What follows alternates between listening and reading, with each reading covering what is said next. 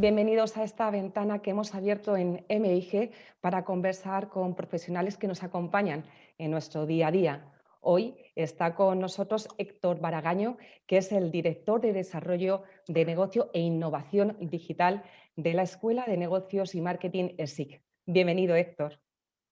Muchas gracias, Elena. Un placer por la invitación y por estar con vosotros. Héctor, si tuviéramos que hacer hoy una definición del marketing, ¿nos serviría para dentro de 10 años? Pues creo que sí. Creo que el marketing no ha cambiado tanto, aunque parezca lo contrario. Y lo que sí han cambiado son los contextos, el mercado, una situación pandémica, la tecnología y muchas cosas, ¿no? Pero para mí, yo tal como entiendo el marketing, al final tiene que servir para mejorar la experiencia de cualquier usuario y, por otro lado, siempre una orientación hacia resultados y hacia negocio, ¿no? Por tanto, eso, en cualquier caso, las empresas viven de vender y además ofreciendo una propuesta de valor diferencial y una experiencia, ¿no? Por lo tanto, cambia el entorno, cambia el contexto y la situación, pero debiera ser la misma, ¿no? ¿Qué impacto ha tenido la pandemia en esta actividad? ¿Cómo han cambiado y evolucionado los modelos, las estrategias? Pues poco que decir, ¿no? Nos ha cambiado a todos, además nos ha cambiado yo creo que para siempre, es decir, ha acelerado mucho los procesos de transformación que todos teníamos ahí en nuestras distintas hojas de ruta, nuestros planes estratégicos, ¿no? Y que lo veíamos eso, en un plan estratégico a 3, 5 años, y lo que ha hecho es acelerar ese proceso de transformación para lo que hacías en 5, hacerlo en 2 o en un año, ¿no? Y ha afectado por igual a todos los sectores, de manera más drástica en unos que en otros, ¿no? En nuestro caso, concretamente, se ha juntado ese proceso con un cambio de modelo de educación que ha hecho que se genere pues, una tormenta perfecta, ¿no? En cuanto a la celeridad y en transformación del modelo, ¿no?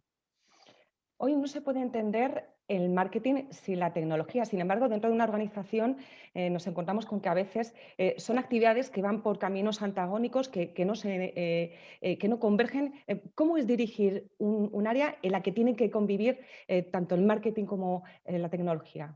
Pues ante todo es interesante escuchar ambas visiones, ¿no? de una misma moneda. Al final yo creo que complementan algo que viene a ser lo mismo. Y lo que sí está pasando es que cada vez se está tecnificando más todo. Entonces la tecnología está irrumpiendo de tal manera, tanto en marketing como en procesos comerciales, como en procesos financieros. Y puede que en algún momento llegue a confundir y parecer que la tecnología es la que lidera esos proyectos, ¿no? La tecnología, tal como la entiendo yo, debiera ser agnóstica, en el sentido en el que tiene que acompañar, mejorar, automatizar, digitalizar y mejorar la experiencia, ¿no? Pero acompañar a un proceso de transformación dentro de las empresas, ¿no? Sí que es verdad que lo que ha ido haciendo es ir rompiendo incluso en el lenguaje, en la forma de entender y tecnificar, como decía antes. Ahora escuchas a un departamento de marketing y habla casi más desde el ámbito tecnológico o usuario avanzado, no llegan a ser programadores, pero utilizan o entienden mucho mejor, bueno, pues las implicaciones que tiene la tecnología en todos los procesos de marketing, ¿no? Ya el marketing no se opera de la misma forma y la tecnología ayuda por un lado, pero también de alguna manera hace que se tecnifique mucho más todo, ¿no? ¿Quién tiene que ganar? Bueno, no tiene que ganar nadie, ¿no? Son visiones distintas sobre una estrategia donde unos ayudan de una forma y otros de otra, ¿no? Héctor, ¿cómo influye el data analytics en el marketing y cómo podemos aprovecharlo? Pues influye cada vez más. En un momento en el que además la incertidumbre, la falta de información, los cambios tan rápidos que se están produciendo en todos los sectores, el disponer de información de valor y utilizar también las herramientas que cada vez más la tecnología está democratizada, pues nos ayudan en ese sentido mucho a poder tomar decisiones de una manera un poquito más segura, algunas de ellas, ¿no? En este sentido, bueno, pues el valor del Big Data ya lo conocemos, o sobre todo lo conocen las grandes empresas, ¿no? Para temas de tendencias y para datos más agregados, pero ese microdata, ¿no? De esa información donde podemos compartir o contrastar información de lo que hay en el sector y en el mercado con la información que tienes dentro de la compañía, pues hace que, bueno, pues de alguna manera facilite la toma de decisiones en temas muy estratégicos y muy relevantes, ¿no? Por lo tanto, bueno, de hecho se ve que es una de las profesiones más demandadas, ¿no? Y donde las empresas ahora mismo todavía no tienen muchos perfiles de salida en estas ramas, pero que sin duda son profesiones de futuro y muy necesarias cada vez más en todas las empresas y en todos los sectores, ¿no? Sí que es una institución educativa. Cuéntanos un poco cuáles son los factores fundamentales en los que apoya su estrategia. Bueno, su estrategia está centrada en una escucha activa al mercado, lo hace desde su inicio, desde sus orígenes, ¿no? En el que tiene, bueno, pues, esa obligación de estar escuchando tanto al mercado, por un lado, en el ámbito de las empresas, como al profesional, para sobre eso intentar dar respuesta en la construcción y en el diseño de su oferta formativa, ¿no? Precisamente por lo que te comentaba antes en la pregunta anterior, ¿no? Es decir, oye, ¿cuáles son las profesiones más demandadas? ¿Cuáles son los requerimientos de las empresas? Y a partir de esa escucha, tener esa velocidad en el diseño y en la construcción de los programas, ¿no? Quizás eso es uno de los sellos de identidad. También en el hacerlo de alguna manera en el que nos podamos apalancar en una formación o en un acompañamiento no solamente lo más estrictamente relacionado con lo profesional, sino también en ayudar en esa formación más holística y de ahí intentando, bueno, pues preocuparse y dedicar tiempo a otros aspectos, otras facetas no meramente basadas en habilidades o en aspectos formativos, ¿no? Quizás esas dos cosas son las que más nos pueden llegar a definir, más allá de, bueno, pues de todo el desarrollo durante tantos años de esa escucha, ¿no? Y de tener un perfil de profesorado pues muy orientado a la empresa, muy practitioner, ¿no? Con una investigación siempre muy práctica. Bueno, siempre todo ha girado en base a ese modelo de acercamiento, ¿no? Y de servir de puente entre la formación y la empleabilidad con el mundo empresarial, ¿no? Y dentro de esa estrategia, tras el impacto de la pandemia, ¿cómo ha reaccionado el departamento que tú diriges? Bueno, dentro de los departamentos más orientados a negocio y dentro de la parte de negocio hablo desde una parte inicial de la gestión del marketing o de la comunicación y luego de la parte más centrada en lo que es la venta, bueno, pues una transformación y una adaptación inmediata, ¿no? O en la medida que se ha podido hacer. Pasamos de un día para otro, todos lo sufrimos, ¿no? De estar en un mundo presencial a un mundo totalmente remoto y aislado, ¿no? Y donde al final, bueno, pues el marketing busca todo lo contrario, trata una experiencia, más venimos de un modelo en nuestro caso, donde la presencialidad tiene un valor muy alto y donde tocar la experiencia, ¿no? Es fundamental. Por lo tanto, esa adaptación tuvo que ser inmediata, ¿no? Desde el ámbito de marketing, como te comentaba, y cómo impactar positivamente en un momento en el que precisamente el mundo estaba desconectado de todo, ¿no? Estaba preocupado y estaba centrado en otras cosas. Por lo tanto, bueno, pues siendo muy imaginativos ahí e intentando, bueno, pues asesorar y tener bueno, un acercamiento a aquellas personas que tenían esa necesidad o esa inquietud formativa, ¿no? Como a nivel comercial o a nivel de ventas, bueno, pues durante muchos meses casi nos convertimos en asesores y en casi psicólogos, valga la expresión, ¿no? Donde al final tuvimos que estar gestionando con candidatos y con personas interesadas fundamentalmente en aspectos más humanos. O sea, no estábamos hablando de si vas a estudiar con nosotros o no vas a estudiar con nosotros una carrera o una formación, sino casi compartían con nosotros aspectos que no podíamos resolver, ¿no? Aspectos de movilidad, de qué va a pasar con los visados de un país o del otro. Bueno, entonces casi ese punto de cercanía constante, ¿no? Del alumno, en el que semanas, días, hablo del candidato y hablo del alumno también, aunque esa parte era más de gestión académica, ¿no? De ese acercamiento, de estar ahí y de intentar, bueno, pues sumar fuerzas y de ayudar un poco a decir, bueno, pues entre todos saldremos adelante y aquí estamos nosotros para ayudaros en la medida que podamos hacerlo, ¿no? O sea, un toque muy humano en todo ese proceso, ¿no? Y en todo el ámbito de la tecnología, bueno, pues la velocidad no tuvo que ser inmediata, sino mucho más, ¿no? Es decir, pasamos de, como te decía, ¿no? De una formación puramente presencial, de todos en el aula, al día siguiente todos en casa. Entonces hubo que hacer una adaptación increíble, ¿no?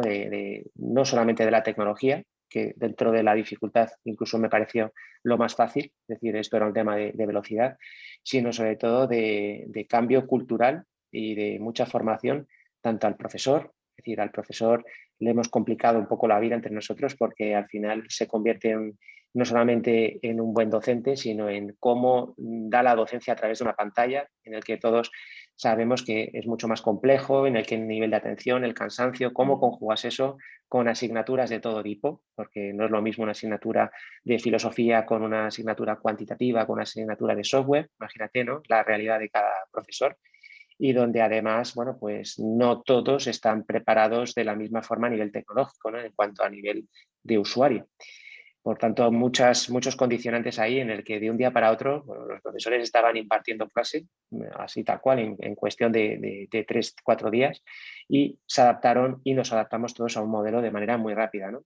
Primero los alumnos y de manera inmediata y además con un entendimiento absoluto de la situación y con una, bueno, pues una facilidad enorme y por otro lado por parte de toda la organización, ¿no? Es decir, desde el punto de vista de profesorado, desde el punto de vista de gestión y desde todas las partes de la empresa, ¿no? Por lo tanto, proceso complejo, pero un proceso muy enriquecedor desde la velocidad de la adaptación, ¿no? Y al final, pues decir, oye, pues lo miras ahora desde una cierta distancia y dices, "Jo, qué increíble, ¿no? En otro momento habría sido impensable decir que en cuestión de 4 días hemos cambiado el modelo educativo, ¿no?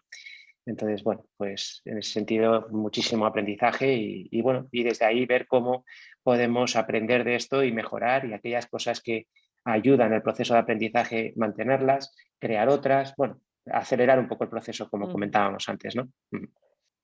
¿Qué lecturas positivas puedes sacar de esta situación? Pues yo creo que muchas, es decir, siempre hay que tomárselo así, ¿no? Y bueno, parece el típico tópico, ¿no? De las crisis y las oportunidades. Esta, bueno, pues es algo que nadie, evidentemente, teníamos en la cabeza, pero que nos ha hecho ponernos las pilas, en el buen sentido de la palabra, ¿no? Es decir, oye, pues lo comentaba antes, ¿no? Es decir, bueno, lo que probablemente en un plan lo pones, y dices, bueno, es un futurible, pues ahora no te queda más remedio que hacerlo, ¿no? Es verdad que bueno, pues también ese modelo de incertidumbre de no saber cuándo acaba, de esa pospandemia económica que queda, bueno, pues va a retrasar mucho y vamos a perder mucho recorrido y mucha inercia, pero hay que verlo siempre de manera positiva. Es decir, al final aquí se aprende de esto, se aprende a trabajar de otra forma. Yo lo relaciono mucho con ese cambio cultural también. Al final no es solamente un tema interno, sino que hace de 2 días nadie sabíamos teletrabajar, ¿no? O solamente aquellas empresas que tenían, bueno, pues un aspecto mucho más multinacional o que llevaban mucho tiempo operando así, ¿no? Bueno, pues de alguna manera fuerza ciertas situaciones que incluso algunas de ellas no se habrían producido nunca, ¿no? Entonces nos ha hecho eso, activarnos, ¿no? El testar. También de alguna manera tenemos cierto rédito a probar ciertas cosas ahora porque se entiende que estando en un momento de pandemia, pues podemos experimentar con ciertas cosas, ¿no? Poco tiempo y de manera muy controlada, pero podemos permitir ciertas licencias porque estamos todos en la misma situación, ¿no? Eso hace también pues testar y medir esos mínimos viables productos, ¿no? Que se dicen tanto en tecnología. Vamos a probar esto, vemos si funciona y caminamos, ¿no? Que en otros contextos posiblemente no habrían sido posibles o no se habrían entendido de la misma manera, ¿no? Porque estamos todos, al final no es que haya tocado a un sector concreto o a una empresa concreta, sino que nos ha tocado a todos de una manera muy grande, ¿no? Entonces, bueno, pues desde ahí aprender mucho y sobre todo, bueno, pues el tomarlo con valentía, ¿no? El no dejarse llevar por el día a día, porque, bueno, pues también es crítico para todos y la situación, que no nos vamos a engañar, es muy compleja para todos, pero esto no quita en el que sigamos probando, en el que sigamos experimentando y sigamos mirando hacia el futuro, ¿no?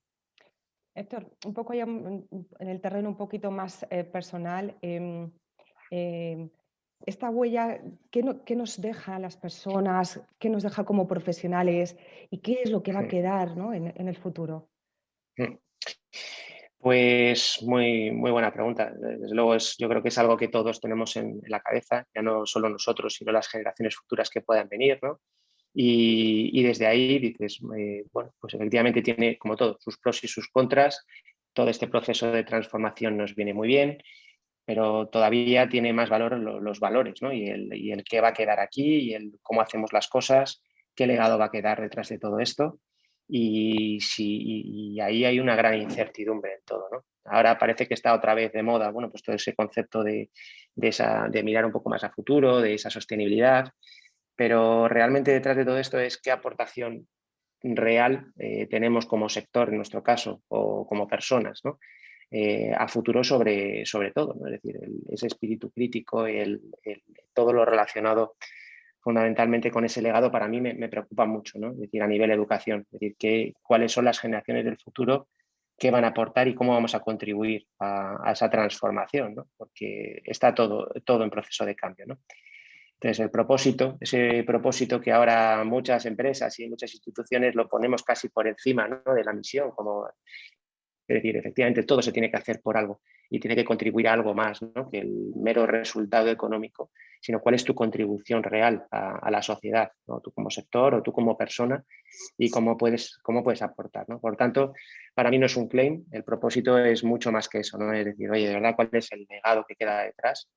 Y ahí hay un gran reto. Yo creo que eso es en lo que tenemos que estar todos, de verdad, obsesionados y que no cuando pase esto se nos olvide y volvamos a recuperar pues, ciertos malos hábitos del pasado, ¿no? Entonces, creo que está siendo suficientemente duro este momento y esta huella en el que creo que va a haber cosas que se van a quedar ya para siempre, ¿no? Y tenemos que aprender y no se nos tiene que olvidar todo esto, ¿no? En ese sentido. Hablando de propósito, ¿cómo ha cambiado el propósito en ESIC desde que empezó la COVID hasta ahora? ¿Cómo ha evolucionado, ¿no? Y cómo lo está transmitiendo, ¿no?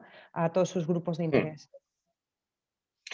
Pues fíjate, hace como 4 años aproximadamente, más allá del propósito que no teníamos tangibilizado, ¿no? Un propósito, lo teníamos inherente dentro de la misión de la escuela, ¿no? Pero ya hace 4 años eh, vimos hacia dónde íbamos como institución después de nuestros planes estratégicos y después de releerla dijimos, pues la misión en esencia es la misma, pero ya no responde a las velocidades y a las necesidades hacia dónde vamos, ¿no? Desde ahí fue cuando dijimos, oye, es necesario trasladar desde la misión y desde una nueva misión muy adaptada el cómo llevarlo hacia un propósito, ¿no? Y desde ahí, pues, ese propósito lo hemos tangibilizado de manera muy reducida en ese proceso de contribución o de apoyo a la transformación de las personas, ¿no? Y le ponemos esa coletilla de intentando que el mundo sea un poco mejor. Y desde ahí lo relaciono con que al final, bueno, pues somos una institución que aparte pertenece a una congregación que esto lo que viene a decirnos de alguna manera es que la formación nos la tomamos muy en serio, no es algo que entra y salga y que hoy nos dedicamos a educación y mañana a otra cosa, ¿no? Sino que forma parte de la misión de nuestra institución. Por lo tanto, ese proceso de transformación o de contribución a la transformación es lo que siempre hemos venido haciendo, pero que ahora lo trasladamos a través de una misión, ¿no?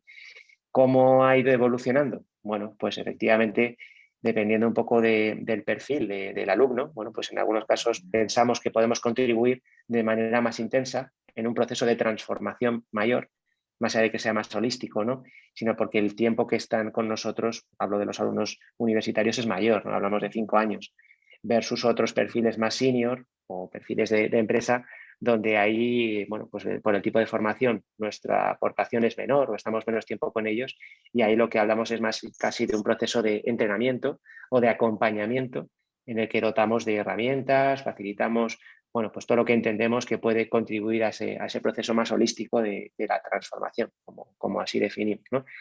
Y desde ahí, bueno, pues, por ejemplo, y tratamos de llevarlo al edificio que estamos en construcción ahora mismo dentro de la Business School, dentro de esa propuesta, donde intentamos facilitar, ¿no? Pues, aspectos vinculados con la salud, con la cultura, con otros entornos de aprendizaje diferentes, bueno, pues que de alguna manera inspiren y que no se centre solamente en el aula, sea de un formato u otro, híbrido o no híbrido, remoto, presencial o no, sino en el que, bueno, pues le dotemos de un ecosistema que le inspire un poco más, ¿no? al candidato, ¿no? y al alumno, ¿no? y al alumno.